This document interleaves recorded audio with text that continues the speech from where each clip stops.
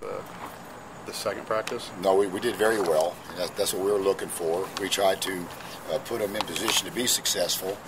It was cooler, and that really helps things. And we don't have many two-a-days anymore, so to see them elevate their effort was good.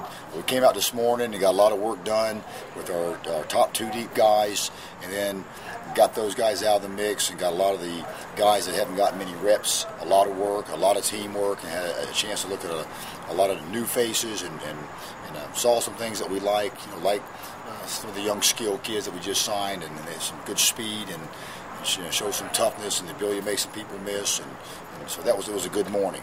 And then we came back in the afternoon, and it was really important that we got ourselves in position to start fast. So we came out and warmed up, got a little bit of individual work, and then put the ball down and had the officials on board. And when we got after it, we had blitz drill, and we had not full speed live scrimmage, but full speed live scrum, thud tempo, and we wanted to keep a group out there and leave them out there and try to get it up to game speed. And we didn't get it up to game speed, but we went very fast and very hard, a lot of reps in a row to see how we'd hold up conditioning-wise. So we're kind of in a quandary right now to try to find out exactly where we're at from a conditioning standpoint, with the weather being as cool as it is. We had a lot of guys here all summer long working out in the heat, but we're not allowed to watch them work out, so we don't really have a true assessment of where our team is at from a conditioning standpoint. So we thought this would be the best way for us to assess and measure whether or not we could go out there and try to go at game speed and stay on the field for a lot of plays in a row, and we did very well. And that was really important for us to see our guys get that done today. I think we're doing great with our special teams. I think Carson's really hitting the ball well. I think Cody's not hitting as well as he was this time last year, but he will. But all the support staff around those guys are really polished up, and we're way ahead. So a lot of good things today. I think our team has talent and a lot of want to. If we keep practicing like we're practicing, we can have a good football team, and that's exciting.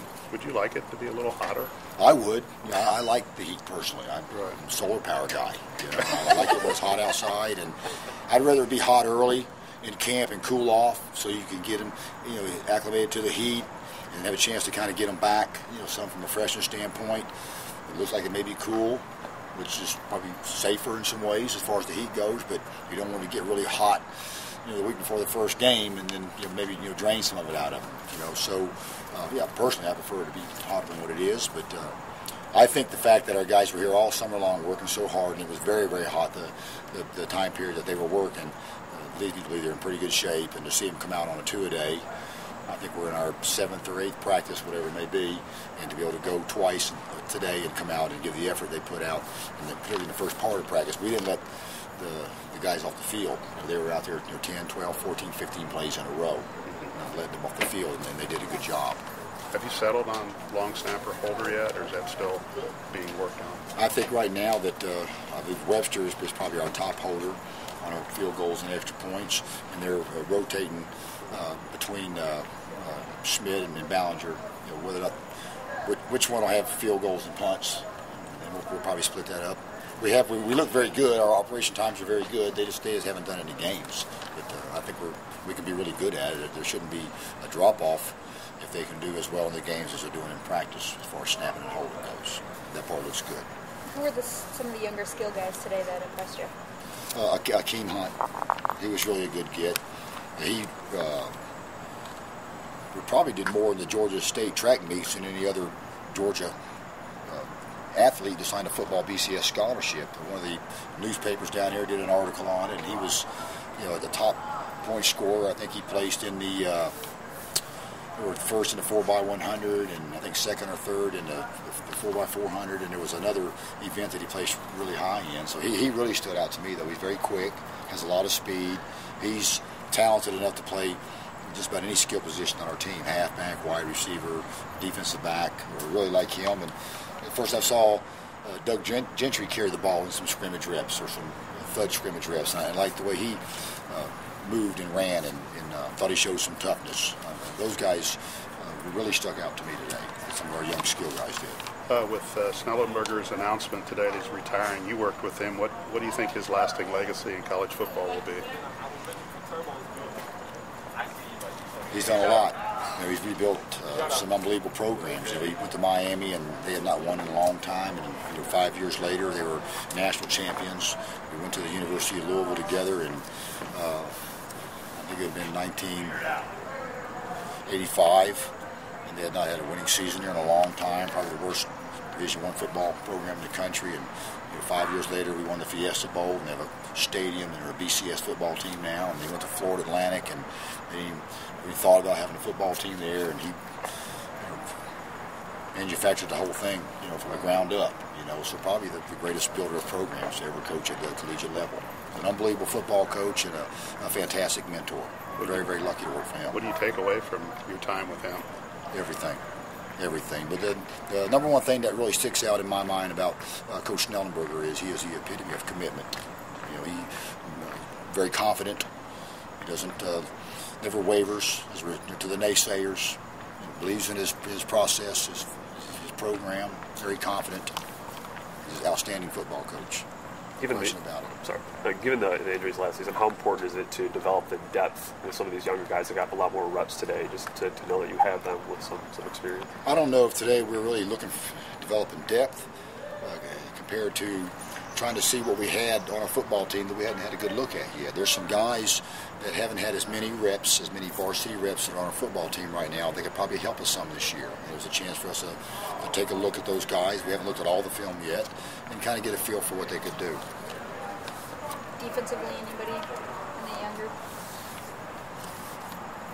The skill kids, the Frankie Williams and Taylor Richards are very good football players. Taylor Richards seems to have a knack, kind of like Ricardo and some of those guys did a year ago. He's a really, really good football player. He's a low rep guy. It doesn't take him long to figure it out. He's very tough. He's physically developed some.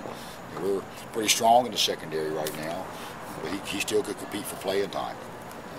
As well as Frankie Williams, but our young skill kids really stuck out to me. A couple guys that are surprises in the class is the lineman that we took late, Matt Haney. He's from up here in the Chicagoland, up here from where was Hedgeham from? From Arlington Heights, Illinois. He was a guy that a couple of years ago we went to the high school and looked at him. He was real tall and really thin. We weren't sure that he was a Big Ten football player, and then he went to play a year at prep school at Air Force and got bigger and stronger, and we were looking for junior college offensive linemen, and we liked him on film. He's not ready physically yet, size and strength wise, but he's a talent and really a tough guy and gets after it. So he's kind of the surprise in the class. The other guys in the class, we thought they were awfully good, and we were right. There's a really good signing class. We had to take every one of those guys again. I don't think there's a bust in the class. Very excited about this young group of players. Are you doing all right from a health standpoint? Well, that's that you asked. We had a couple guys this morning, but nothing real serious. Barbaret's nursing a hamstring, but he's been nursing it for weeks now. Okay, so we got to see what happens with him. And then Landon Feichner, who's a very good football player. He's a walk-on from Fort Wayne, a really tough guy, and been very, very fast. And he was competing to get into too deep on the depth chart, and he has, I believe, a slight fracture in his collarbone, I believe. Somewhere in his shoulder. I think that might be his collarbone, and he may be out for a little while now, maybe 3 or 4 weeks. And then Ryan Isaacs has a sprained shoulder. He'll probably be back tomorrow or the next day. We were just being cautious with him.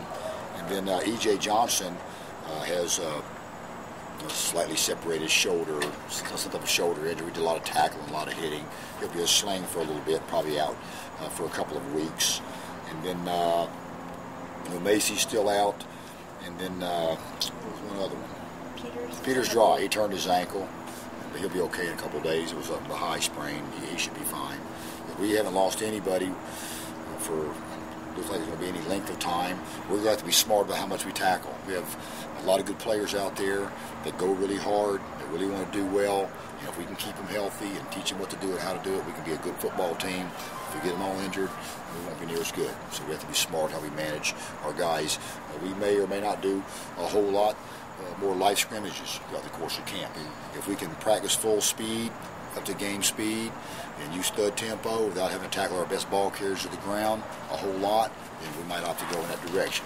We want to keep them healthy.